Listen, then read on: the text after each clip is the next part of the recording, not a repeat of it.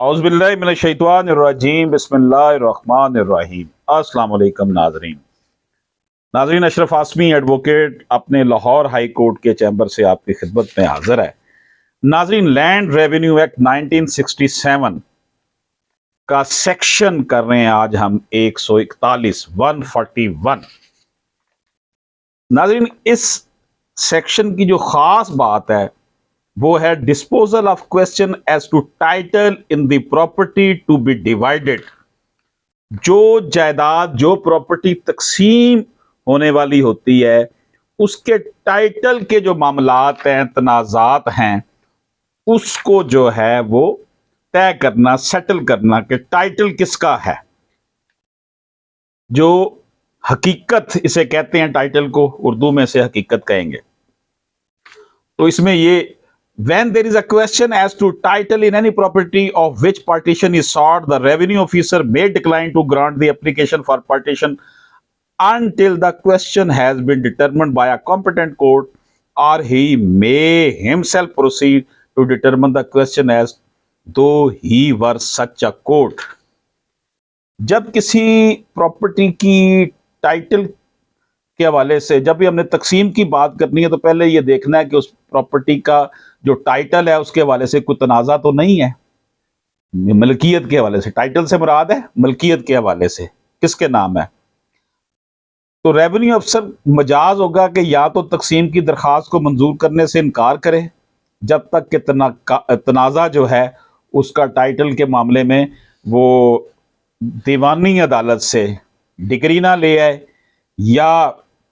Revenue officer खुद इसको settle ना करे दोनों सारे फ्री कैन को सुनने के बाद।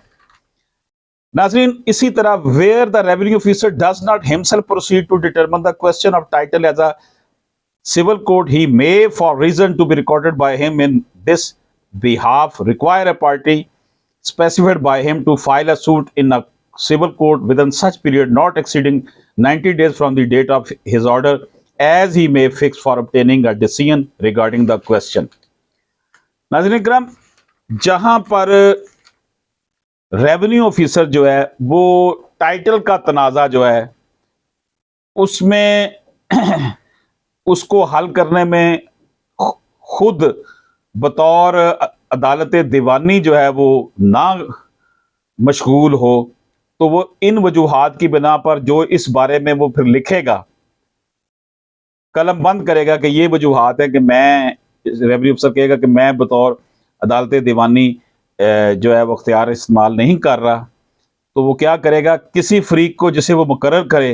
हुक्म दे कि वो इसके हुक्म की तारीख से इस अरसा के अंदर जितना वो मुकर्रर करे, जो 90 दिन से ज़्यादा ना हो, तनाज़ा की बाबत फैसला कराने के लिए किसी अदालत दीवानी में दावा दायर करे। तो क्या होगा जनाब, वो ऑर्डर कर देगा भी जाओ जाकर सिविल कोर्ट में जाके इसको तनाज़े को हल करवा के लाए। जब ऑर्डर करेगा कि जाओ सिविल कोर्ट में, तो 90 दिन के अंदर अंदर जो है वो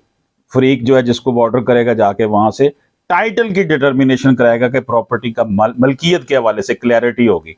तो सिविल कोर्ट क्योंकि बेसिकली एविडेंटरी कोर्ट होती है, एविडेंस करना होता है, ट्रायल कोर्ट होती है, तो वहां पर डिटर्मन होता है आफ्टर एविडेंस कि हु इज ऑनर। इसी तरह नाज़रीन इकराम, जो सेक्शन 141 का सब सेक्शन 3 है, वो कहते हैं on the filing of a civil suit by the party required so to do within the specified period, the revenue officer shall suspend further action on the application for partition till the said civil suit is decided by the court and a copy of the court order is produced before him। क्या है जनाब, इस फरीक की तरफ से जिसे हुक्म दिया होगा, रेवेन्यू ऑफिसर ने कहा होगा कि वो मुकर्रर मुद्दत में वहां पर जो है वो दावा दायर करे, तो रेवेन्यू ऑफिसर जब तक उस कोर्ट का फैसला नहीं आ जाएगा, सिविल कोर्ट का, वो कार्रवाई दरखास्त पर रोक देगा। जब अदालत का फैसला आ जाएगा और उसकी एक सर्टिफाइड कॉपी अदालत के अंदर पेश की जाएगी, उस वक्त तक वो रोकी रखेगा पार्टीशन के हवाले से फैसला अपना। नाज़रीन करम, 141 सेक्शन लैंड रेवेन्यू एक्ट हम देख रहे हैं, उसका सब सेक्शन 4 कहता है, in case the party so required fail to file a suit within the specified period, the revenue officer may proceed with the partition and decide the question of title himself. अब ऐसी सूरत में कि वो freak जैसे हुक्म दिया गया हो कि वो मुकर्रा मुद्दत के अंदर अंदर सिविल कोर्ट में दावा दायर करे और वो नहीं करता, तो फिर रेवेन्यू ऑफिसर मजाज होगा कि तकसीम की कार्रवाई शुरू करे और जो टाइटल का तनाज़ा है उसके इस्तेहकाक का खुद फैसला करे, तस्फिया करा दे उनके दरमियान। नाज़रीन इकराम, सेक्शन 141 हम देख रहे हैं, उसका सब सेक्शन 5 कहता है कि अगर where the revenue officer himself proceeds to determine the question, the following rules shall apply, namely, अगर वो खुद ही फैसला करेगा इस हवाले से, टाइटल के हवाले से, तो फिर ये रूल्स हैं ABCD, ये अप्लाई होंगे। ए कहता है जी, अगर तनाज़ा ऐसा है जिस पर अदालत रेवेन्यू ऑफिसर जो है रेवेन्यू कोर्ट अख्तियार समात रखती है, तो रेवेन्यू अफसर को लाजम होगा कि बतौर अदालत माल जो राइजल वक्त कानून है उसके मुताबिक कार्रवाई करे। यानी कि if the question is one over which a revenue court has jurisdiction, the revenue officer shall proceed as a revenue court under the law for the time being in force. अगर तो ये काम जो है रेवेन्यू कोर्ट के दायरा car में आता है तो फिर रेवेन्यू ऑफिसर इसको देखेगा। इसी तरह इसका जो बी है, चौथे सब सेक्शन का बी पार्ट, वो कहता है अगर मज़कूरा तनाज़ा ऐसा है जिस पर अदालत दीवानी इख्तियार समात रखती है, तो रेवेन्यू अफसर का ज़ाब्ता वो होगा जो अदालत दीवानी में किसी इब्तदाई दावे की समात पर तलाक पजीर, और इसे लाजम होगा कि फैसला और डिग्री तहरीर करे जिसमें वो तफसीलात होंगी जिनकी मजमूआ ज़ाब्ता दीवानी 1908 में बताई गई हैं। इसी तरह इसका जो सी पार्ट है वो कहता है रेवेन्यू अफसर की डिग्री के तहत an appeal shall lie from the decree of the revenue officer under class B as though that decree were are decree of a civil court in an original suit. तो revenue अफसर की degree जो है उस पर appeal की जा सके, गोया कि वो डिग्री किसी इब्तदाई नालच में सिविल जज की डिग्री हो, जिस तरह सिविल जज की डिग्री होती है उसके खिलाफ अपील होती है। इसी तरह नाज़रीन इकराम, इसका जो डी है, upon such an appeal being made, the district court or the high court, as the case may be, issue an injunction to the revenue officer requiring him to stay proceeding pending disposal of the appeal। Appeal मज़कूरा के रजू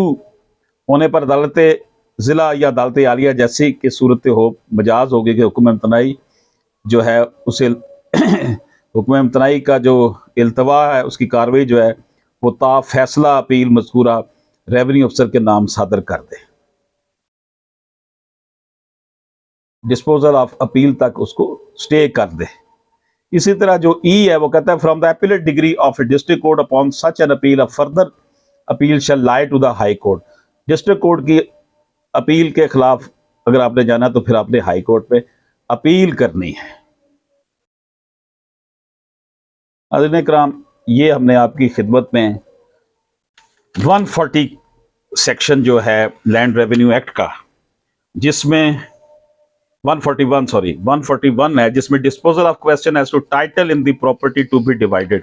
जो property तकसीम होने जा रही है उसके title में अगर कोई प्रॉब्लम है तो वो 141 के तहत सॉल्व किया जाता है।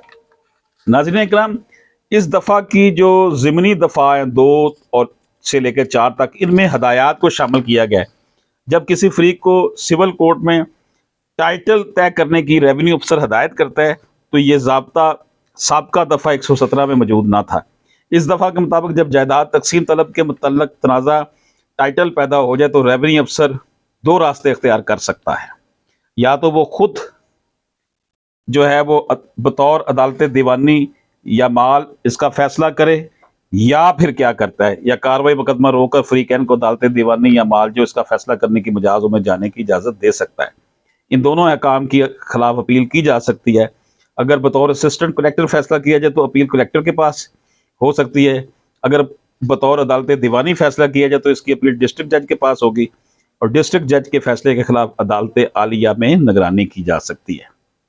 जबकि एक मुकदमा कब्जा हासिल करने के लिए दायर हुआ जो इस्तकरार टाइटल के लिए दायर नहीं हुआ था और रेवेन्यू अफसर ने बतौर अदालत दीवानी कब्जा के सवाल का फैसला किया, तो यह करार दिया गया कि ऐसे सवाल के फैसला करने का रेवेन्यू अफसर मजाज न था, और चूंकि इस अमर का फैसला बतौर अदालत दीवानी किया गया था इसकी अपील अदालत हाय दीवानी में होगी। नाजरीन, इजाजत दीजिए। अल्लाह।